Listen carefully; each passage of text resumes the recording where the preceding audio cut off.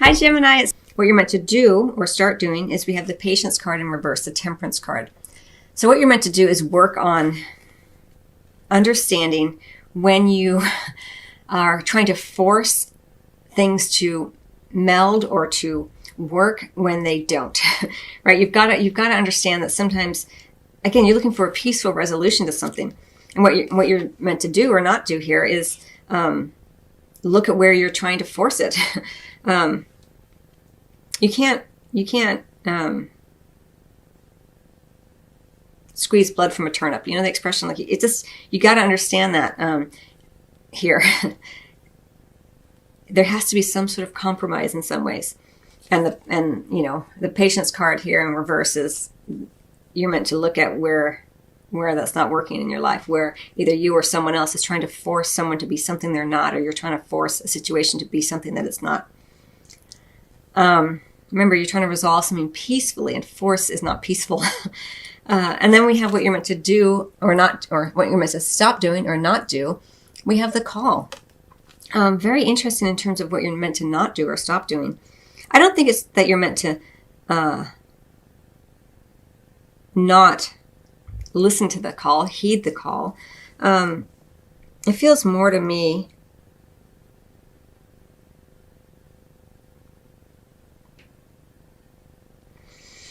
that it goes nicely with this. Like, it's what you're meant to not do or stop doing is expect everyone else to hear the call that you're listening to. You know, we all have our moments of awakening. We all have our moments of epiphanies.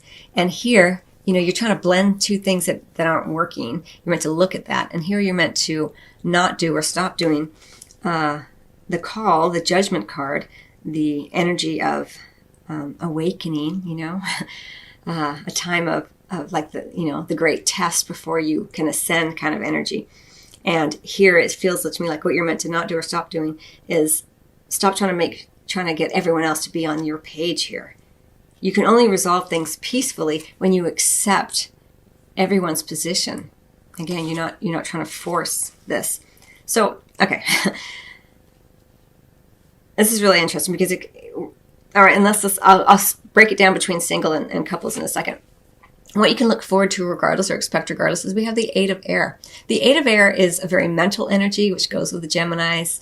And it's this idea that you are this energy where you may feel and continue to feel a sense of entrapment, a sense of you're not sure where you're going. And that if you don't know exactly where you're going, if you can't mentally picture it, then you can't move forward. But that's not how life works. Life works like sometimes you can have a plan, but plans are made to be broken. And with the Eight of Air, it's like you feel kind of trapped there. And again, it's very mental energy. And the only obstacles in your way of moving forward towards a peaceful resolution to whatever it is that may be bothering you, because something is, or your partner, whatever obstacles are in your own mind. It's your own paradigms, your own belief systems, your own thoughts, your own self-judgments here. You can be free in any given second, really. It does take time, though. We have the Seven of Earth here in reverse. The Seven of Earth in reverse does speak to, weights being over, but sometimes it does speak to trying to rush things. Again, you're trying to force things. There's this energy of force here, which is kind of interesting. And again, you can't be peaceful and forceful at the same time. In love, let's say, right here and now. And things are improving. Your health is improving. You're getting stronger. Your relationships are getting stronger. You're resolving things more peacefully. It's really, really nice. But there are, two major arcana cards here, and they're both pretty strong energies to deal with. So be gentle and kind with yourself. Find the peace within your own heart. If you are feeling trapped as you move forward, or you're not sure where you're going, you're feeling anxiety, it's okay to ask for help, of course, but also ask yourself in each and every moment that you're feeling, oh my God, I'm so trapped, I can't get out of this. You say, okay, well, how can I feel free in this moment? Bring it back to the moment, because your ego will take you down that long, dark tunnel of I'm trapped. But you can ask yourself, okay, am I open to feeling a sense of freedom in this moment? Or where can I tap into freedom in this moment? Where can I experience? Where can I recognize where I am free in this moment in other ways, perhaps? Again, this is all mental, so it's fairly easy to turn around once you can get, understand that your mind, your ego is running the show, and you can come back to your heart, and say, where do I feel free already in this moment? Where am I free in many areas of my life? And you can begin to kind of retrain the brain that the mind isn't in control and that you are not your mind. Your mind is something that you use. Okay, so Gemini, what you're meant to do or start doing, we have the Sage of Cups in reverse. What you're meant to not do or stop doing is the Seven of Pentacles. It's the same card that just came up as the Seven of Earth in reverse under the deck. And what we have in terms of what you can look forward to regardless, or expect regardless, is the Ace of Pentacles. Well, I want to speak to the Seven of Pentacles already because it came up in the last deck, the last spread. So the Seven of Pentacles here, in terms of what you're meant to not do or stop doing, speaks again to what I already said. Don't try to rush things. The Seven of Pentacles in reverse does speak to this idea of things getting spoiled, trying to rush through things. So give yourself time here because it's coming up again. Don't do this. Don't. And also this idea of trying to meld things that aren't working. Don't try to continue to tend soil that isn't worth tending. You're looking for a peaceful resolution here. And what you're meant to not do or stop doing is biding your time, tending to plants that are already that aren't in the right soil. Possibly, again, it goes back to that idea of melding things that cannot be melded. Now, what you're meant to do or start doing, we have the Sage of Cups in reverse. Now, the Sage of Cups in reverse can refer to a water sign, Cancer, Scorpio, or Pisces. When it's in reverse, it's problematic. It's disloyalty. Can speak to someone who's got addiction problems, alcoholism. It can speak to someone who can be emotionally abusive. Those are some of the more intense characteristics of the Sage of Cups in reverse.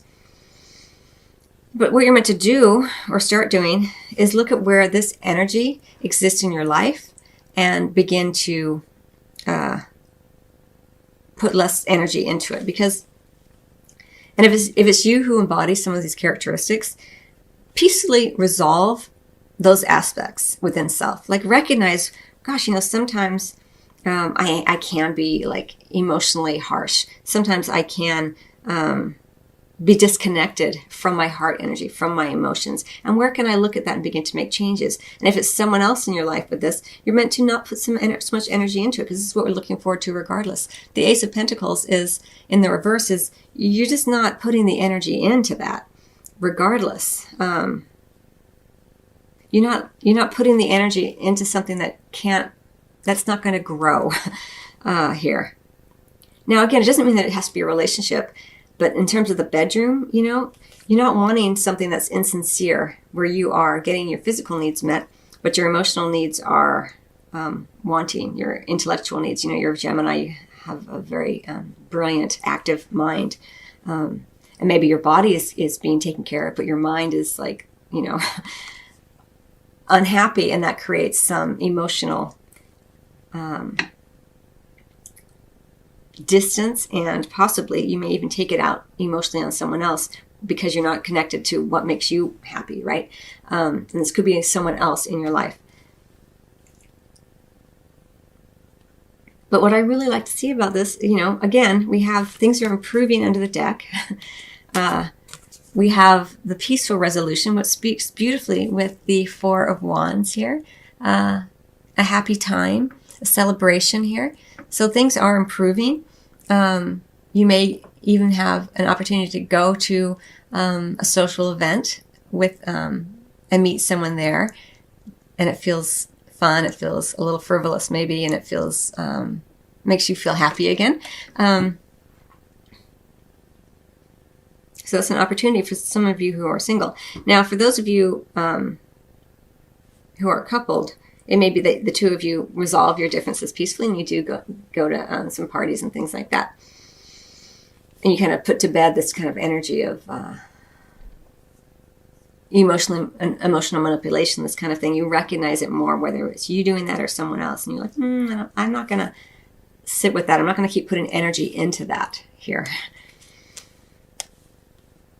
It goes regardless of whether you're single or coupled. You can identify the energies in your own life. And that's really what these readings are designed to do, to help you recognize how these energies play out in your own unique set of circumstances, so that you can create the changes that you're wanting consciously, and create greater self-mastery throughout your entire incarnation, which is, something that we all, I think, can benefit from.